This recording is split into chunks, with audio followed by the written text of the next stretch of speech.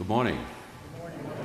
It's great to be with you, and thank you for the invitation to spend some time with St. Mark's, including with the men who are on retreat on Friday and Saturday. It's always a pleasure to be with you. We were reading, as we sat and prayed and thought together, the men, about Matthew's Gospel. And of course we've been reading Matthew's Gospel all through the Sundays of this liturgical year. And we're now in the last few weeks. There's a sense of rising tension and drama in the stories about Jesus in his last visit to Jerusalem.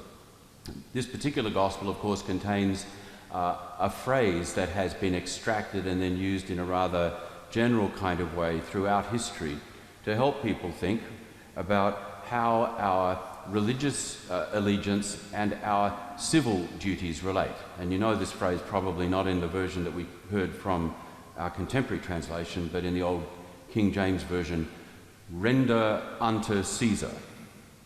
This idea that of rendering to Caesar what is Caesar's and to God what is God's is, of course, Jesus' punchline in this saying.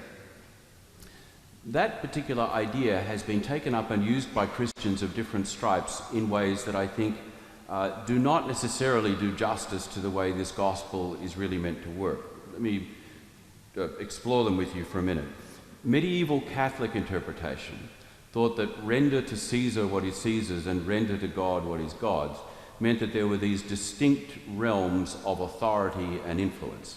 That just as the kingdoms of this world had their rulers, their armies, their properties, their taxes, and their rights, so too the church was another kind of kingdom which had all the same things. So that the medieval papacy, for instance, was a property owner, raised its own armies, held its own territories. And so the idea of Caesar and God was then transplanted sort of literally onto the map of medieval Europe to create these zones and realms. When the Protestant Reformation came along, the idea of the two realms was retained, but the map was changed, so to speak. In the kind of standard Protestant interpretation of render unto Caesar, the civil state was given great authority and expected a kind of allegiance and subservience from Christian believers, but there was an insistence that rendering to God continued as a specific sphere of activity, but primarily a private and internal one. So that the idea was that the state would maintain a kind of civil order where freedom of religion could be exercised as something that was primarily private. So it was no longer about having armies and states and wealth for God. It was about having a place where the soul could actually take part in its quest for purpose and meaning. I suspect that our 21st century version of this notion of distinct realms of activity of God and Caesar has its form almost of a kind of a consumerist understanding about how faith or the God part is supposed to work. We talk a lot, don't we, about spirituality in the 21st century. And those of us who come to a place like this are probably, and quite rightly, concerned to pursue the question of spirituality. But it's always tempting, I think, the way the 21st century works, for us to think that we can create a kind of balanced scorecard for the ways our lives are supposed to work, and spirituality is one column. So I'll come to church and I'll work on my spirituality, or I'll come, tongue-in-cheek you guys, I'll come to a men's retreat and I'll work on my spirituality. And then I'll go home and I'll see what I have to do to adjust my portfolio, and then I'll go to the gym, and then we'll spend some family time. Right, you know what I mean, don't you? There's this temptation, or perhaps even pressure on us, to think about the God part as being, sure, it's there, but it's not only completely private, it's actually completely insulated from the rest. So Caesar, in effect, Caesar has been spun out into a variety of other forces. You know, render to the market, render to the government, render to culture, render to whatever else. Yes, you've probably gathered by now that I'm going to suggest there's a problem with all this thinking about rendering as a kind of separation of forces or powers or spheres of influence. And I think that Jesus has something very different to say about that question in this gospel. The question that's put to him, and bear in mind, you heard this in the gospel very clearly, the question is put to him in a disingenuous and hypocritical kind of way.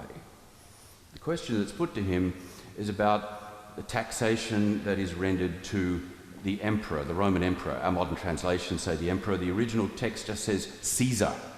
Caesar is this kind of embodiment of the Roman power, not Julius Caesar anymore, but his sort of political descendants of a century later, who represent the authority of the Romans in Judea. Judea is a place under occupation. Judea is under colonial and imperial domination. Judea has unwelcome Roman armies stalking the streets, and foreign landowners who have come and displaced peasants, fisher people, farmers, and all kinds of others from their ancestral homes, pushed them to the sidelines of life, and has claimed to be the true authority.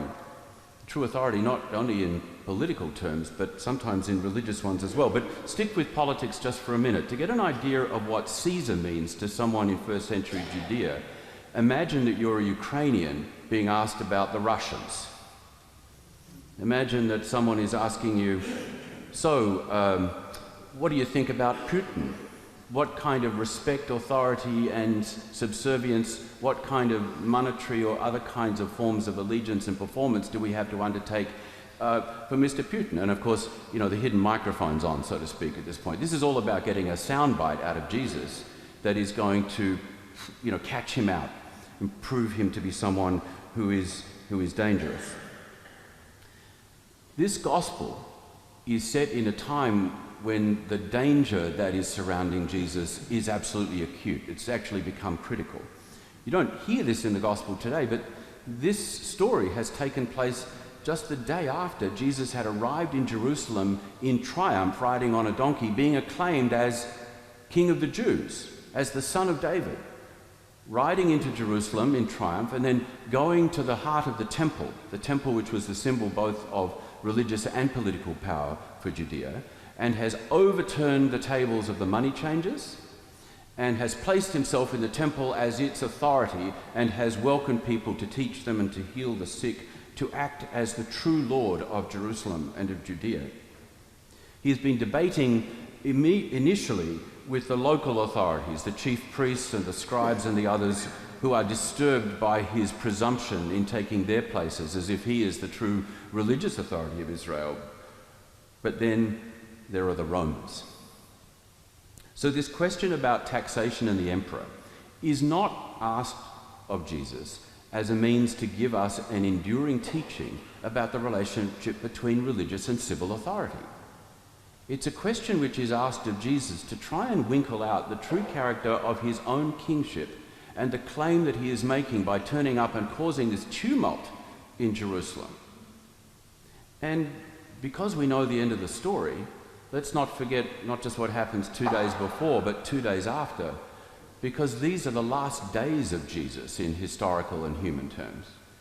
He is indeed about to be treated as someone who has committed treason. He is about to be arrested by the Romans, tried before the Roman governor, and crucified with the label above his head, King of the Jews, with a measure of mockery and irony for those who disparaged him, but with a profound truth that reveals his identity for those of us who have faith in him. The question that was asked of Jesus was focused on taxation and on a coin.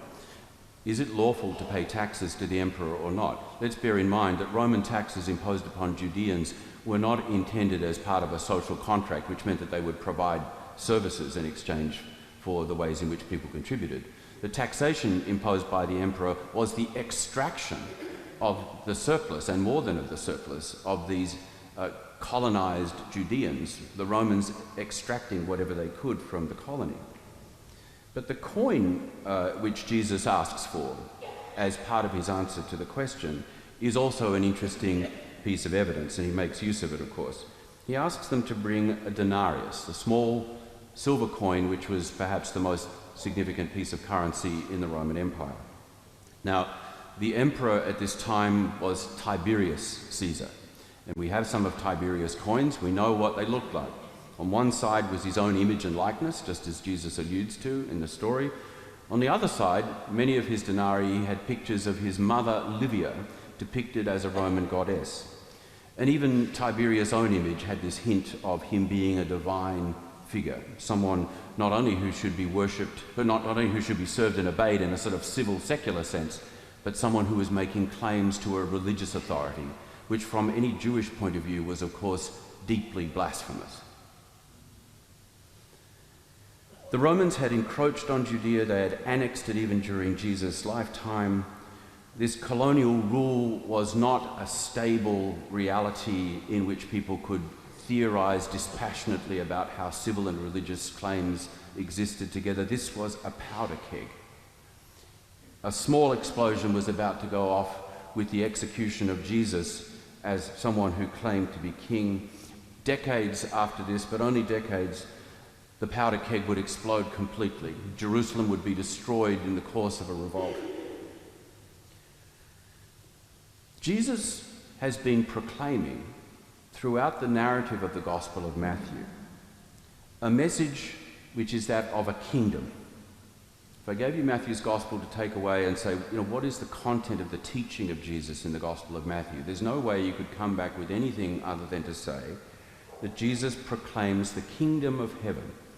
The kingdom of heaven is like this, is a parable. The kingdom of heaven is among you. The kingdom of heaven. Jesus is proclaiming the arrival of the kingdom. This is an obviously explicitly political metaphor. It's not as if Jesus has come to proclaim the fulfillment of your spiritual needs or some other kind of what we would imagine as a purely religious kind of mission or message.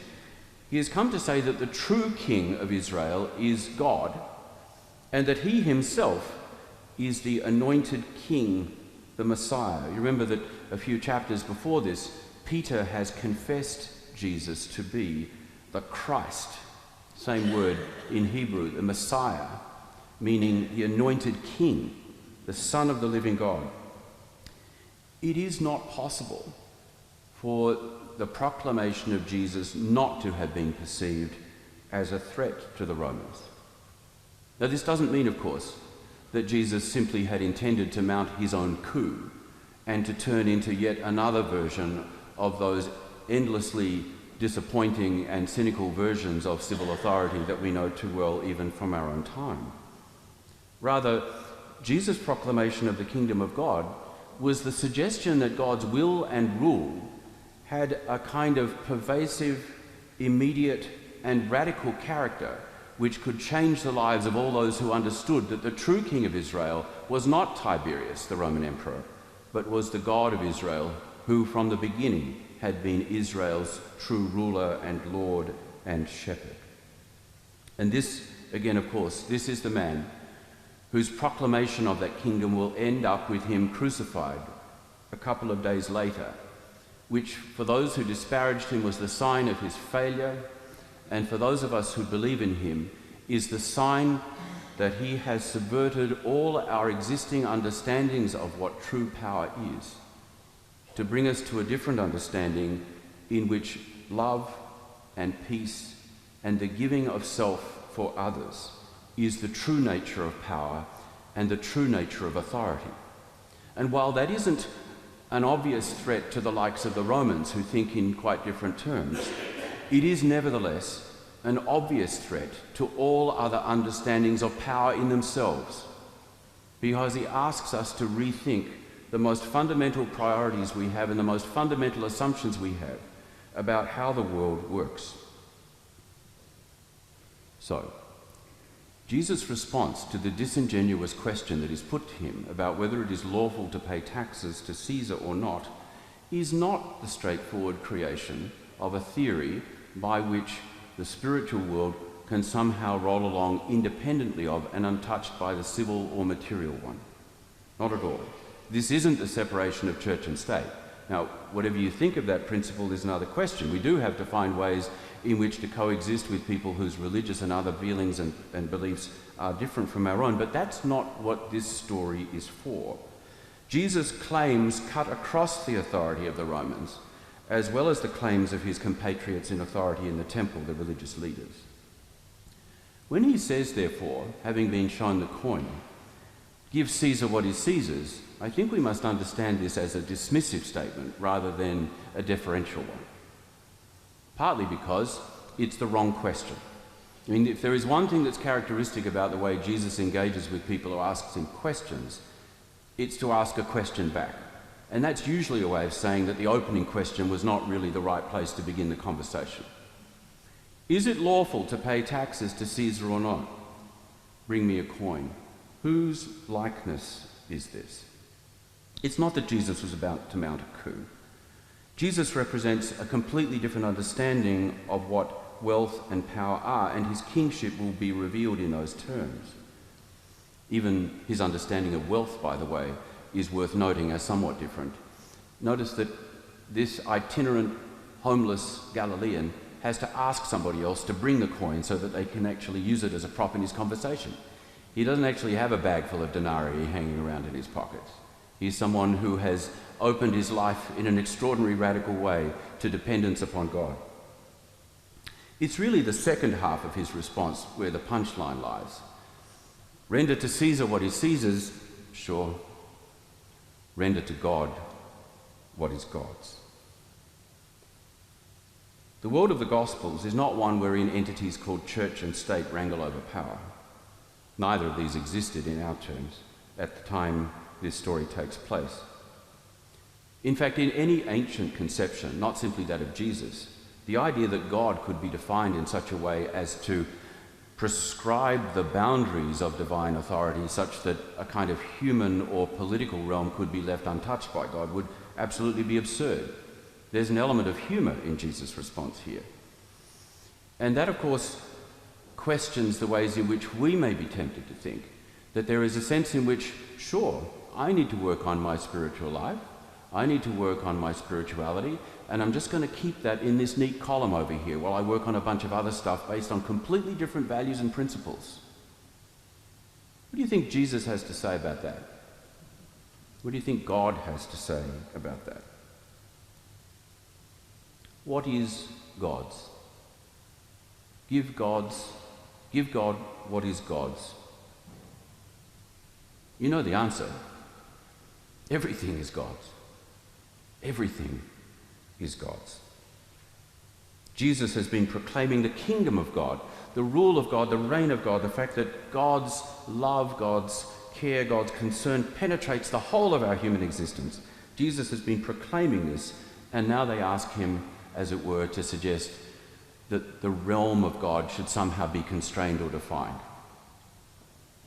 Dorothy Day, the founder of the Catholic worker movement, was asked about this passage once, and she said to have answered, if we were to render to God all the things that are God's, there would be nothing left for Caesar.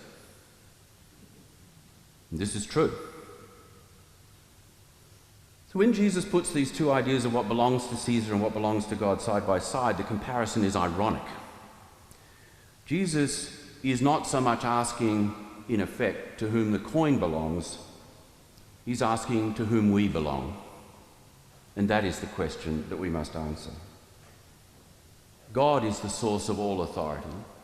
God is the ground of all reality. God is the maker of the metal in the coinage. God is the maker of the stone in the temple.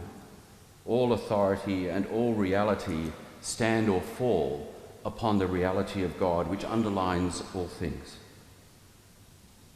The God whom Jesus proclaims does not invite us to allow one part of ourselves to follow him and to be in allegiance to him. The God of Jesus Christ makes the simple and loving demand for everything we are and everything we have to be his, because they already are. And when we understand that is the case, then our life can be lived in freedom and love, because we will understand that everything we have is a gift that has been given by God to begin with, and therefore everything we have can be offered back in freedom and loving service. Amen.